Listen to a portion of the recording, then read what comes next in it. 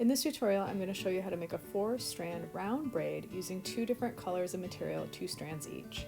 So the key to remembering how to do this braid is to take the outermost thread, bring it under 2 and over 1. So you can see I started on the right side with the orange, and now I'm going to go to the left side going under 2 and over 1.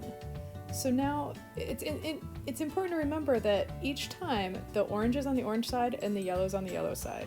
So again, back to the orange, outermost thread, under 2 over that middle yellow, and it just continues on from there.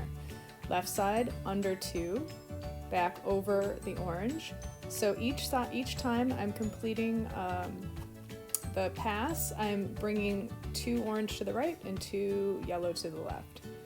So again, the mantra with this braid is under 2 over 1. So I'm going back to the left hand side, under 2 over that middle orange, and now back to the right hand side, under 2 over the middle yellow.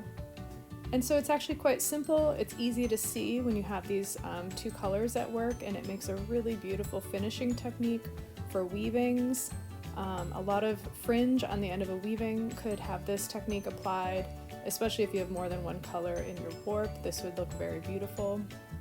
It is so an edging technique, it's a joining technique, it can be used in multiple places.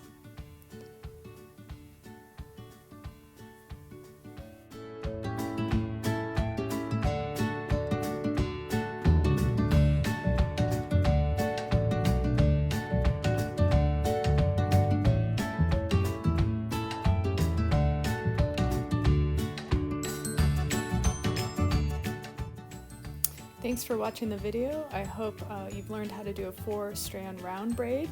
Turns out very beautiful, and come back for more. Thanks for watching.